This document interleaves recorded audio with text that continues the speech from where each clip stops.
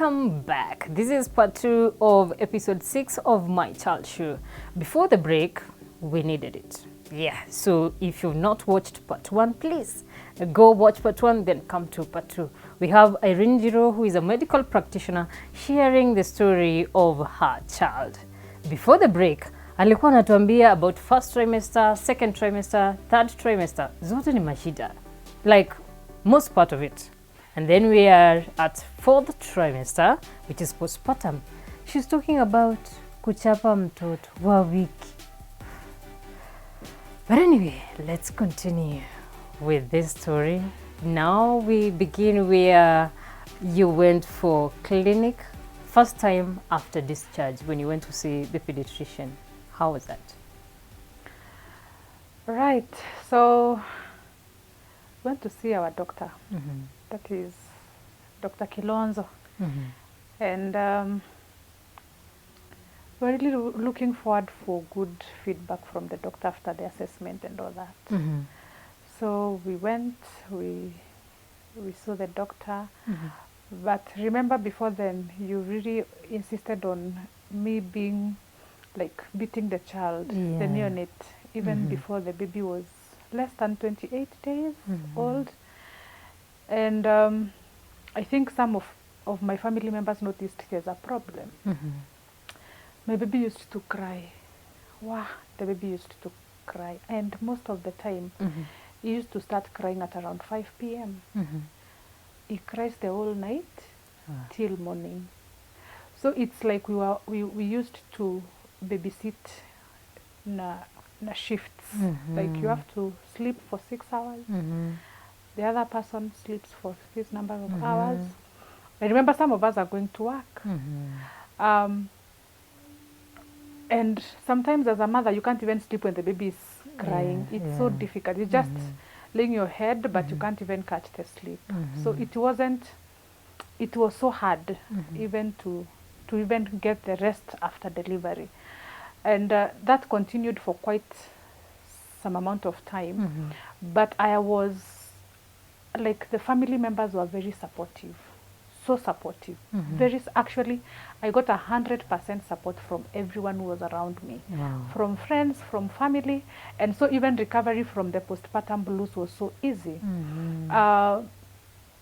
Like a lot of support from bathing the baby, from cleaning the clothes, the house, like almost everything. So it was so easy to just come back to being the mother that every baby requires. So we went to Dr. Kilonzo 3 weeks later after delivery. And says, looks like we are somewhere, but you know, I can't promise anything because the baby is still so small. We can't really assess anything that is in terms of milestones and all that. So we need to give the baby some time. And we said, all right, let's just be optimistic. So we continued seeing Dr. Kilonzo after every 4 weeks, after every 4 weeks, after every 4 weeks. And when the baby was around 4 or 5 months, we started going to the hospital. Because I remember there's a time I was hospitalized for about 2 weeks. So this is what used to happen to the baby. Anytime he gets a running nose, it complicates to ear infections. So every time we could go and be assessed, we have a running nose. And that's why sometimes it's good to be smart, and doctors outside there, when you're doing examination, let us just examine the baby wholly. So the baby was examined, and the doctor said, let's look at the ears. And we look at the ears, and the pus is like pus yenye iko kwa masikio is a lot. So doctor tells me, you know what? This is how we are. So I'll give you medication, you go home, and then you continue with the medication. So we used to be in and out of the hospital. But that first time, we were not admitted. We just took drugs as an outpatient.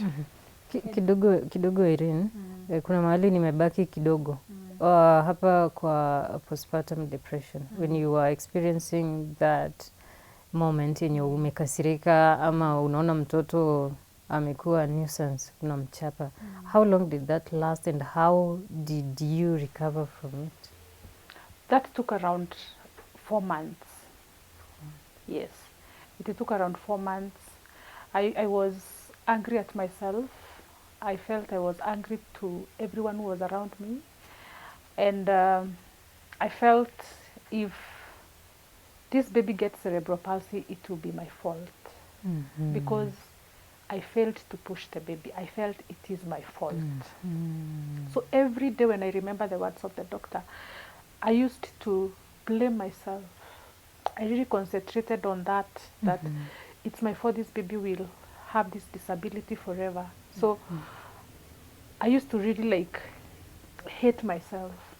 The guilt consumes Yes, you. it really hit me, and I talk a lot, but I do not talk a lot about my problems. That is me.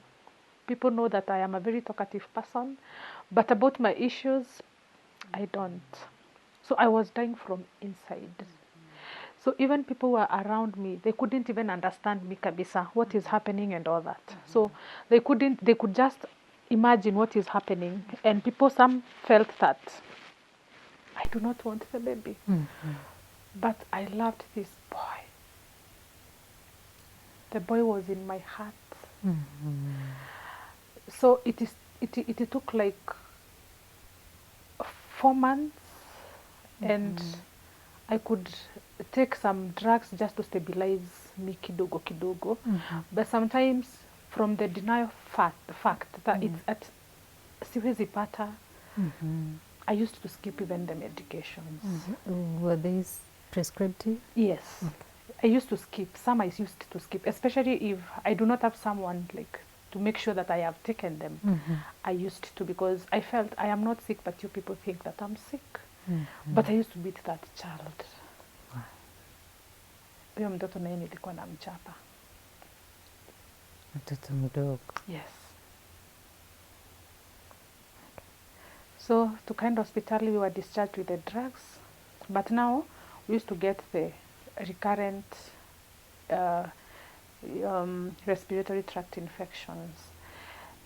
From there we started having issues with tonsillitis.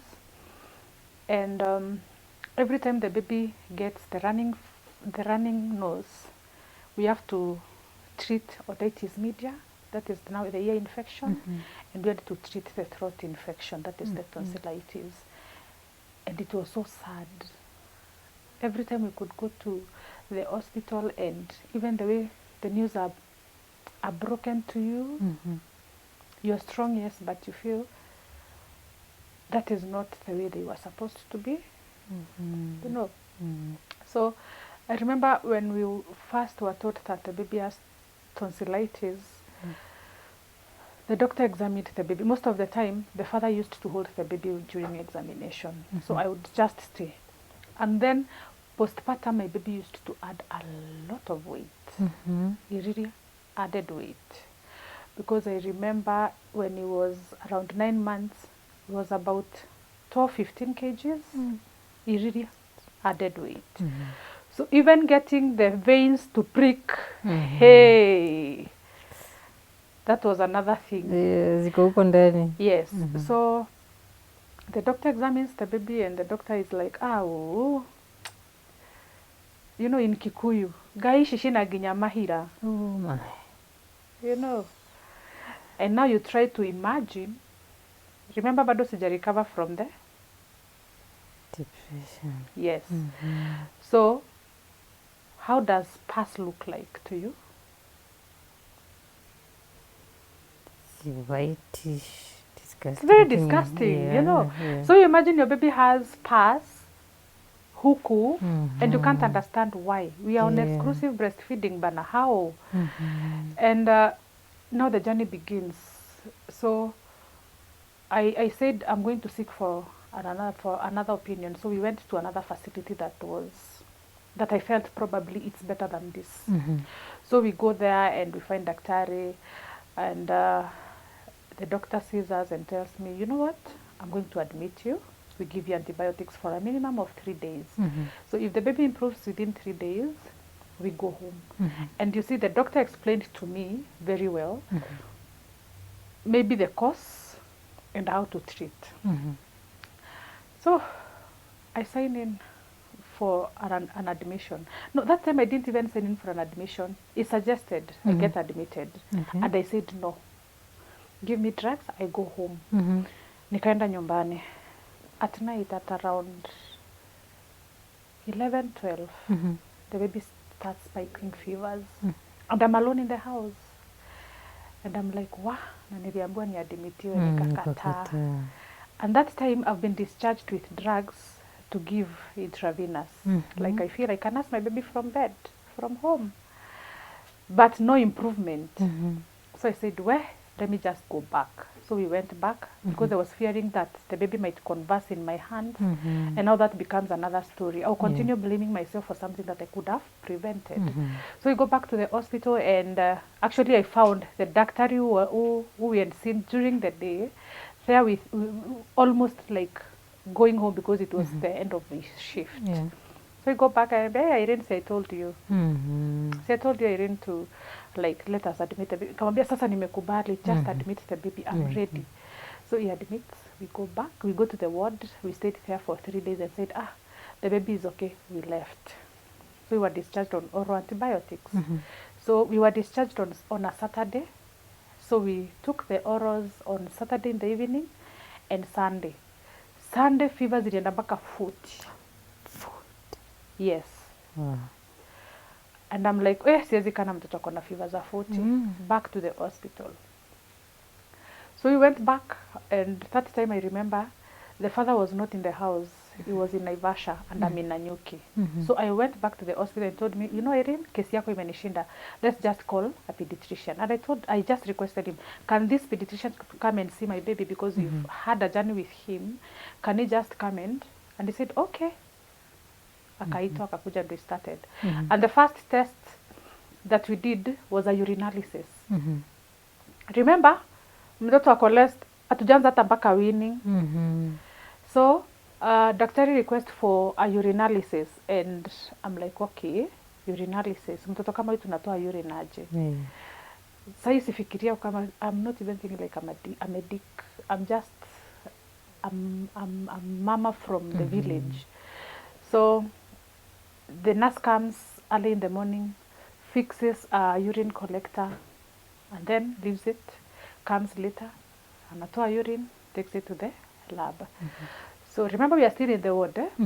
So around 30 or 45 minutes later, the person who was working in the lab came and asked me, excuse me, yes, your Mama Kylie, yes. How was this urine collected? And I explained to him. So akaniambia, you know, your baby has a very bad UTI. A very bad one, that I had to come and confirm that the procedure to collect the sample didn't lead to any contamination of the sample. So from the way you've explained it, haiwezi kuwa ilikuwa contaminated. It means your baby akona UTI. A very bad one. Mtoto hajafikisha miezi 6. Yes. So daktari comes, reviews the baby with the results, adds some medication, and tells me, you know what, we are 1 day old here, but I have to add you some more drugs, and we have to take them for a minimum of 3 days. So we stayed in that facility for about a week or so, and the baby was discharged. Akamwonea huko, tukamaliza, tukaenda nyumbani. So we continued with our postnatal clinic za pediatrician. I remember ilikuwa imefika place in the ward bado, sorry about that, I forgot. In the ward, now because of the otitis media that was becoming so recurrent, pediatrician said we are going to mix 2 doctors, pediatrician and a ENT surgeon. So the ENT comes, now of course, ENT sometimes hawana patience, like let us try and like give the tonsils some time. So the surgeon comes and tells me, you know what, hizi tutatoa tu wakati mmoja tu. I'm like, oi, it's too early for this baby to go for surgery. So we talked and told me it's not now, sometime later. And I told God, wili yako tu ifanyike, because me I'm almost giving up. But the head of nursing department was in that facility. Wherever you are, God bless you. She was so motherly. She came almost every morning and prayed with us. Wow. Every morning. When the nurses are going around just handing over in the morning, alikuwa anabaki kwa room yangu ananiombea. Wow. Nakumbuka jina yake? She is Mary Masharia. Wow. She's a very good friend of mine till date. Wow. She was like, you see the encouragement part of it, and someone who is showing you that you're not alone in this journey. I think that side is underrated. Exactly. You know, yes, this is a person who doesn't know me very well, but akona burden yangu, and probably I felt that is a person who is really understanding what I am going through. And almost every session ya kuomba nilikuwa najipata tunalia tu. And we don't know why. And from that time we connected with that lady. Wherever you are, Mary Masharia, God bless you. So, we were discharged, but bado tunaonekana na ENT. So every daktari after discharge lazima kupatia to come again. So we are seeing Dr. Kilonzo, the pediatrician, and we are seeing the ENT surgeon. UTI ilisha? UTI ilitibwa na ikaisha. We were good. I was given out messages on what to do, what to avoid, and all those things, and we were good. So we are discharged. And na ilikuwa imetoka wapi ma? I think it's these diapers or something. I don't know. You know, now I'm having issues postpartum. So sometimes ba consent na huyo mtoto wewe hata wewe jishughulikie, you know. Inafika place when you feel like you are, I don't care, but you're not. You're not. You were not okay. Yes, I was not okay. But actually for me, the way the depressive part ilisha, to me it is a testimony, because up to date I do not get a track of it. I can't tell you what happened. I can't really explain the transition of me from being sick and being okay. I tried to track it kabisa. Up to date, I can't. But you were on medication? Yes.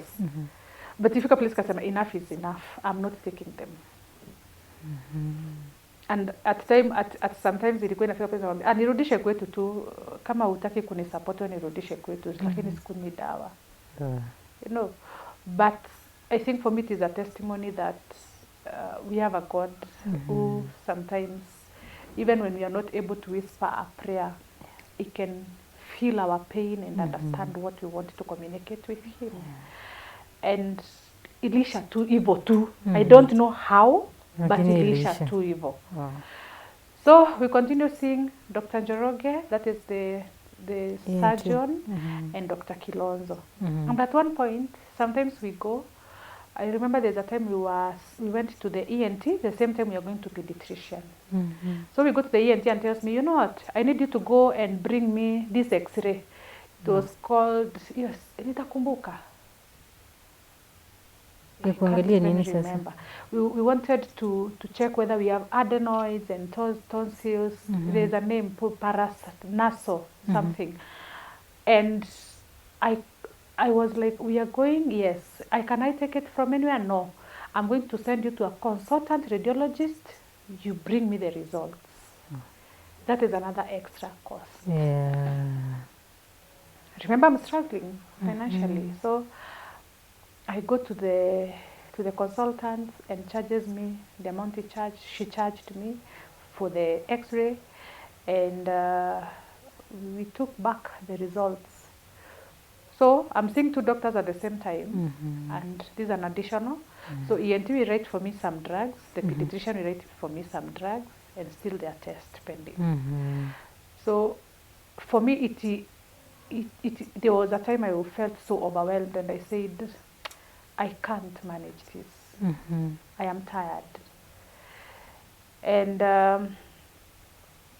we were just discussing in the house, and I told the father, you know what? I am just tired of these clinics, and we just need to know how to deal with it. And it's like, you know, there's no any other way. We have to deal with it. Na saizi mtoto alikuwaje when you were at home? Mtoto ako sawa.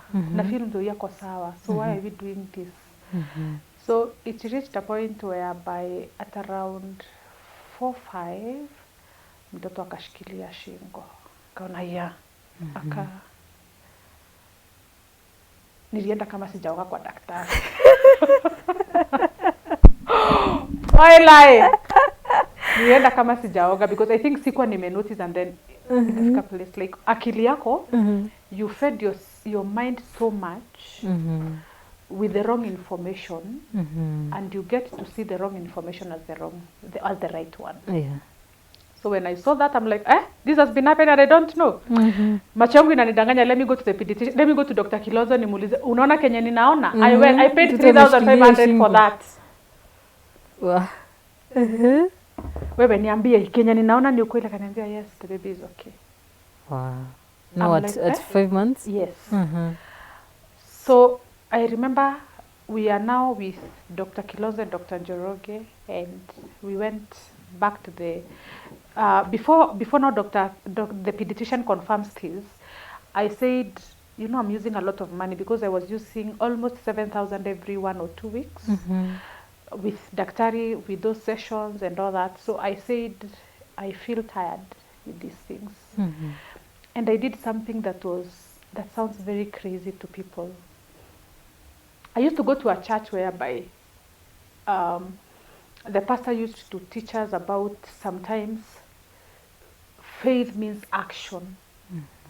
Sometimes if you feel that you're thirsty, you need to drink the water. Yeah. So I said, and he used to give us the example that I did. You know, sometimes it's good even to challenge, hata huyo shetani na Mungu, sometimes it's good to show them that, you know, you can converse with them. So I took my baby kwa mgongo. I didn't even tell the father. And even when you'll be seeing this, that is when this is the time you will know what I did. What? Yes. Wait. Yes. Hii time yote before tufikie hapo. Hii time yote ulikuwa una enjoy the moments za kukua mama, seeing your baby smile, ama milestones you're a medic, maybe unajua mtoto akifika hii point nafaa kuwa anaanza kufanya hivi, kucheka. Was that present? I missed all that. Remember, I was not okay. Yeah. I can't even tell you when my baby, actually for me it is an estimation. I can't tell you when my baby sat. I can't tell you when my baby got the first tooth. I can't tell you when my baby or everything. I can't tell you. It's blank. Yes. Okay, let's get to that moment. I can't tell you anything about the milestones. So I took my baby kwa mgongo. I walked to church. It was on a Wednesday. I went to church. Nakumbukanga ni Wednesday kwa sababu kulikuwanga na midweek service. I walked to church, went to the altar. Hapo, see altar iko juu, place kama hapa hivi. I took 2 seats and a table. One seat here, a table in the middle. So zimeangaliana facing each other. Wewe ni shetani, wewe ni Mungu. Ala.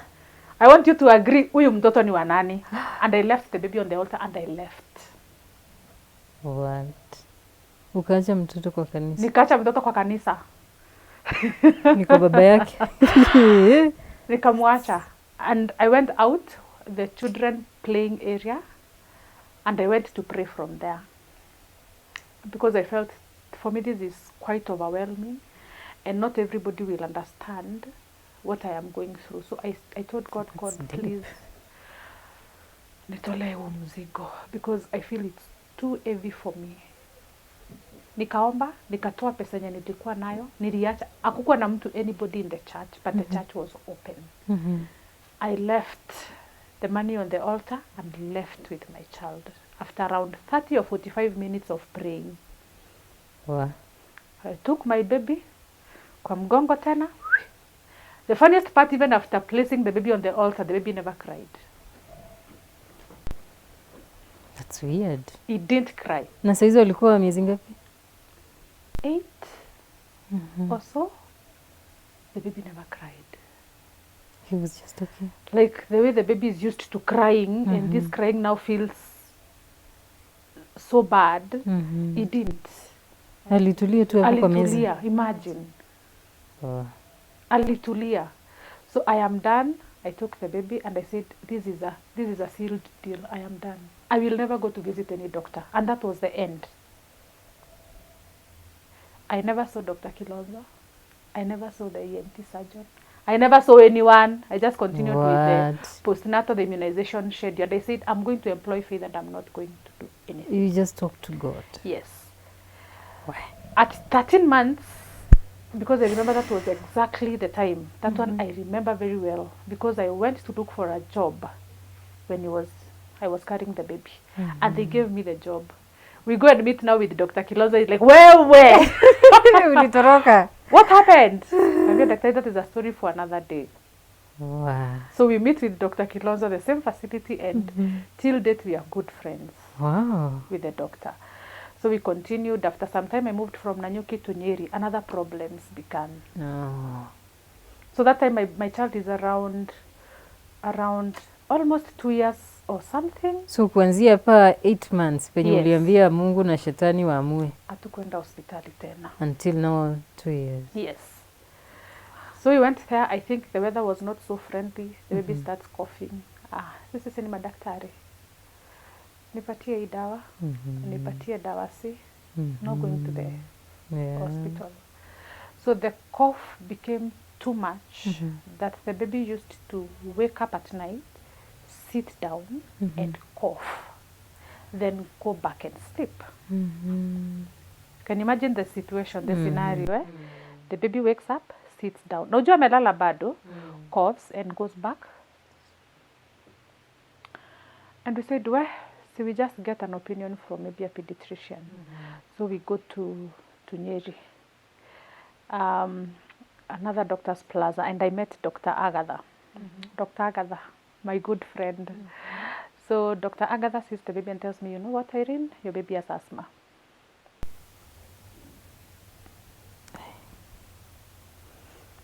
I told Dr. can you explain what you mean, because hata sijui asthma ni nini.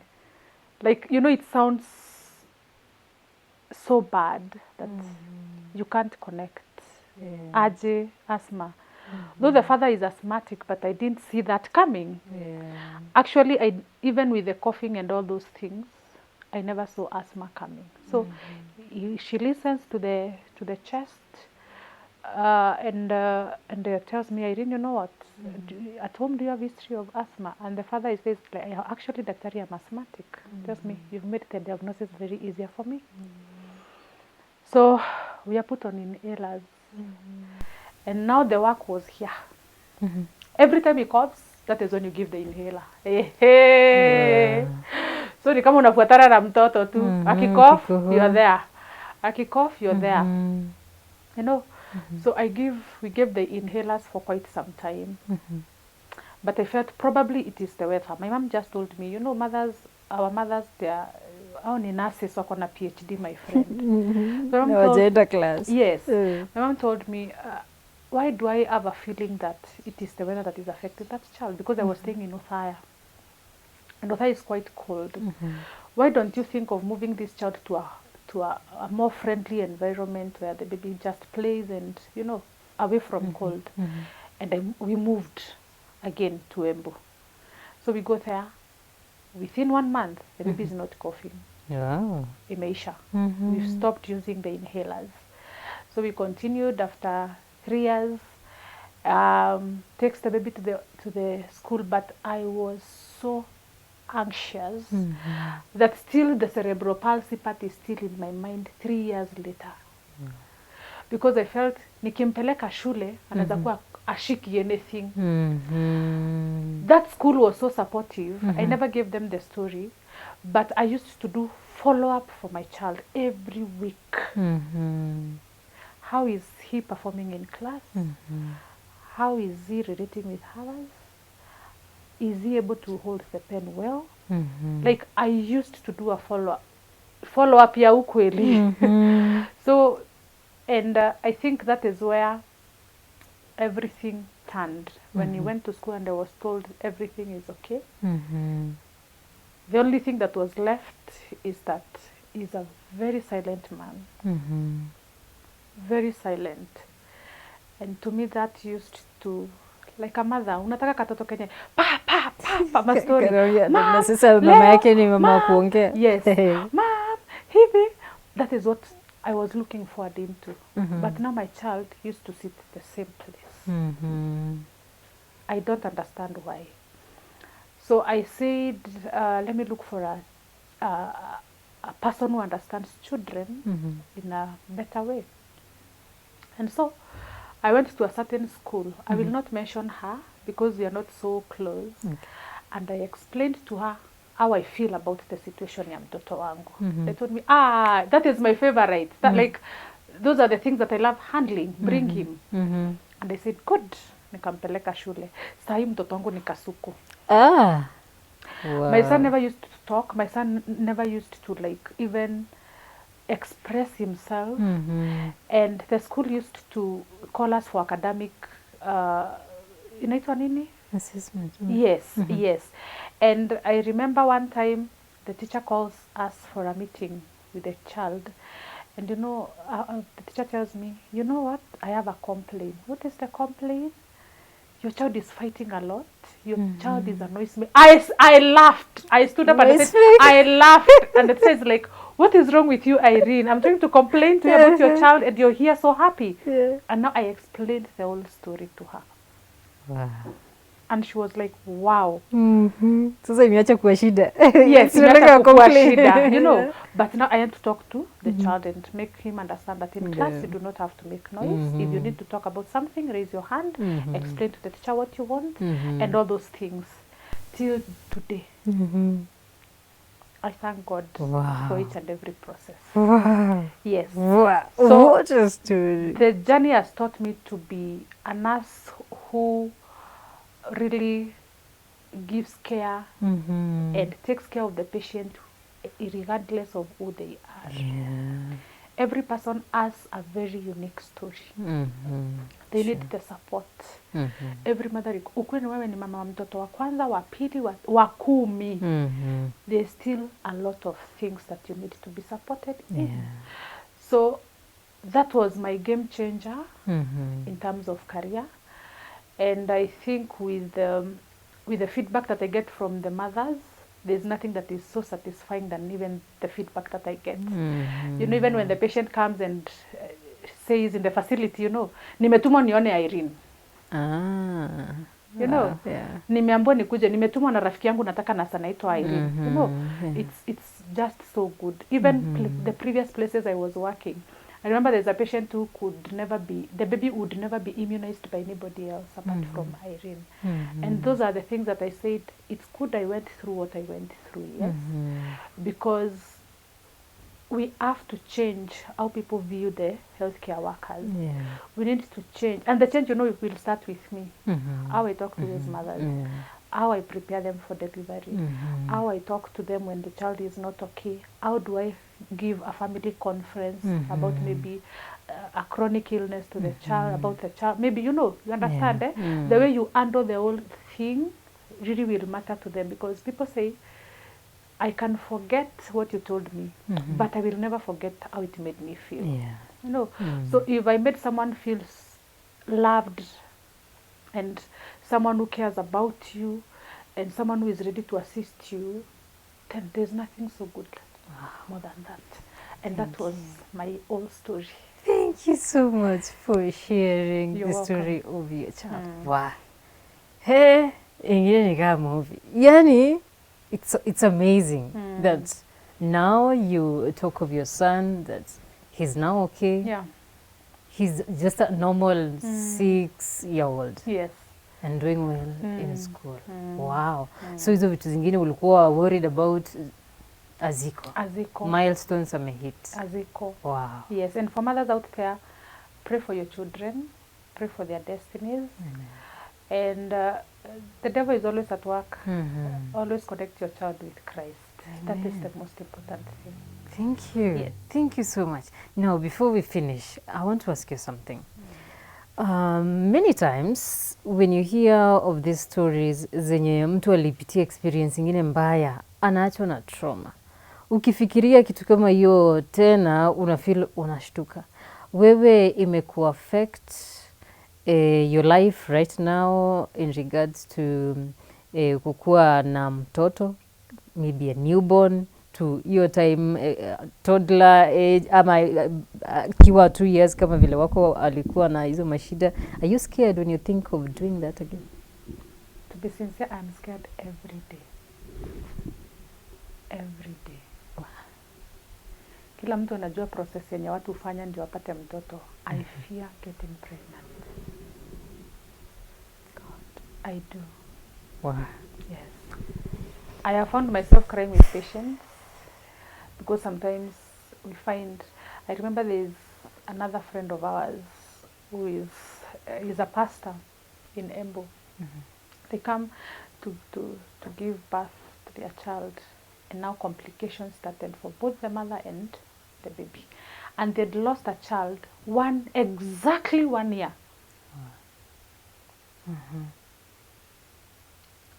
You understand? Today is 9th of March. Yeah. They're giving birth today, and they lost a child 9th of March, The previous year. 2023. So it was a very emotional state for them, you know. And I just found myself, took a seat and sat with them, and I told them, you know what? Ni venye sina uwezo, ningeenda ni change nguo zangu za nursing, sit down as a stranger, as a normal person, because I want us to talk about this. I want you to express yourself, and I express myself, so that we see how we can. And we found ourselves crying. You know, we found ourselves, you know, that sometimes people think that nurses are not human, or the healthcare workers are not. We cry. We do cry. And we just talked, and then the father to the child, the pastor told, you know, Irene, what? You have not healed. It's a journey. You've not healed. And I am a counselor. I am ready to take you through the journey. And I'm like, kumaanisha sijahili na miaka 5 imeisha. Nikaanza sasa kulia tena zaidi. So even healing is a journey. Yeah. And sometimes when you think about the whole thing, like even the thought of becoming pregnant, you know, it's another whole story. But I don't know, but God has his own way. Yeah. But let's wait and see. Thank you so much, and I wish you all the best. Thank you. For Kyle. Thank you so much. Whew, yeah, to get to that point. And thank you so much, dear viewer, for watching this episode of My Child Show, episode 6, where Irene Njiru, a medical practitioner, has been sharing the story of her child, Kyle. Story ni mrefu, mambo ni mingi watu wanapitia, lakini kwa yote, vile unatoka kwa hiyo situation, how you get out of it. You can hear her say how it has changed her, how she's a better nurse, how she's compassionate, how she's passionate about her work. It's life. Thank you. Please remember to subscribe to our channel, comment, share, and if you want to share the story of your child, you can reach us. Just leave a comment and we will look for you and host you on our show. This has been My Child Show. Our sign language interpreter is Susan Dega. I am Abigail Ngari. See you next time.